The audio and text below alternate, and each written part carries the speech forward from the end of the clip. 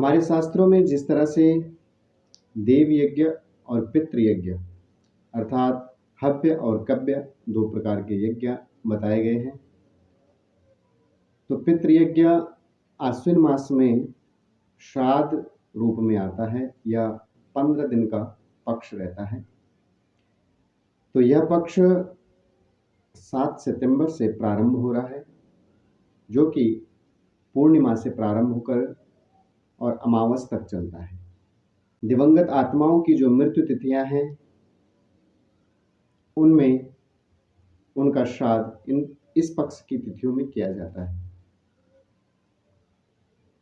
तो इस वर्ष आश्विन मास की पूर्णिमा में चंद्र ग्रहण का साया है, तो आप सभी पूर्णिमा का श्राद्ध 7 सितंबर को 12 बजे से पूर्व कर लीजिएगा।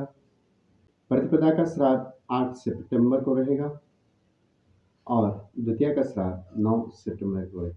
तृतीया का श्राद्ध 10 सितंबर को रहेगा, जो कि शाम 3:38 तक तृतीया तिथि गई हुई है। उसके पश्चात चतुर्थी तिथि है, परंतु श्राद्ध का जो नियम है वह कुतुब काल माना गया है, जो कि मध्याह्न समय की तिथि को लेकर हम करते हैं।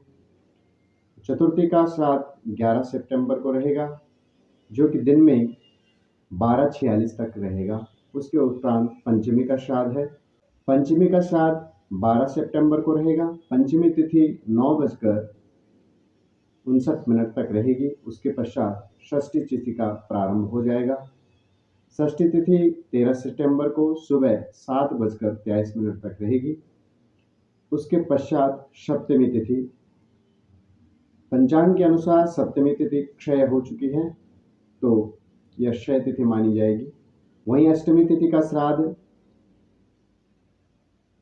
14 सितंबर को रहेगा, जो पूरे दिन रहेगी, मध्याह्न रात्रि तक रहेगी अष्टमी। वहीं नवमी का श्राद्ध 15 सितंबर को और दसवीं का श्राद्ध 16 सितंबर को। इसी तरह क्रम से एकादशी का श्राद्ध 17 सितंबर को, द्वादशी का श्राद्ध 18 सितंबर को और त्रयोदशी का श्राद्ध 19 सितंबर को रहेगा। चतुर्दशी का श्राद्ध 20 सितंबर को रहेगा और सर्वपितृ अमावस्या का श्राद्ध 21 सितंबर को रहेगा। यहाँ पर तृतीय और चतुर्थी का जो श्राद्ध है वह 10 सितंबर को भी कर सकते हैं, क्योंकि मध्याह्न की तिथि है। तृतीया तिथि जो कि साय 3 बजे से प्रारंभ हो रही है और अगले दिन यह 12:46 तक रहेगी। तो आप सभी तृतीया और चतुर्थी का श्राद्ध एक दिन भी कर सकते हैं अपने समय अनुसार, और अपने योग्य ब्राह्मण के द्वारा आपको जो भी सलाह मिलती है आप उनके अनुरूप श्राद्ध को करिएगा। आश्विन कृष्ण पक्ष पितृपक्ष कहलाता है।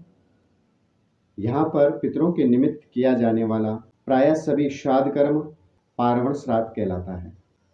श्राद्धों में अपने दिवंगत आत्माओं की जो तिथियां होती हैं उनमें श्राद्ध,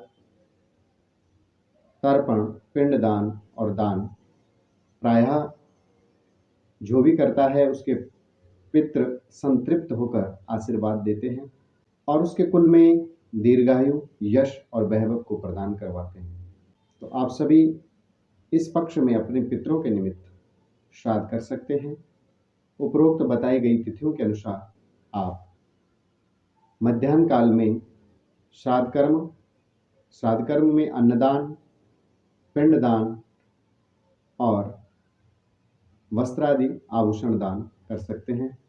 इसके बीच में जो सर्वपितृ अमावस आती है, जिन लोगों को अपने पितरों की, अपने दिवंगत आत्माओं की तिथियां ज्ञात नहीं होती है, तो वह सर्वपितृ अमावस्या के दिन उनका श्राद्ध करें। ज्ञात और अज्ञात तिथियों का श्राद्ध कर लें। उस दिन आपको पका हुआ अन्न में 5 जो बलियां हैं उनको देना है, उस निमित्त अन्नदान समर्पित करना है। गौग्रास, स्वानग्रास और काकग्रास, विश्वदेव ग्रास और कीट पतंगा ग्रास को देकर के आपको योग्य ब्राह्मण को जो आपसे बनता है सामर्थ्य के अनुसार दान, भोजन आदि करवाना है। और इसी दिन आप अमावस्या के दिन तीर्थ में जाकर दीपदान, तर्पण, स्नान आदि कर सकते हैं। तो आप सभी उपरोक्त बताए गए समय के अनुसार, तिथियों के अनुसार अपने पितरों के लिए श्राद्ध कर्म कर सकते हैं।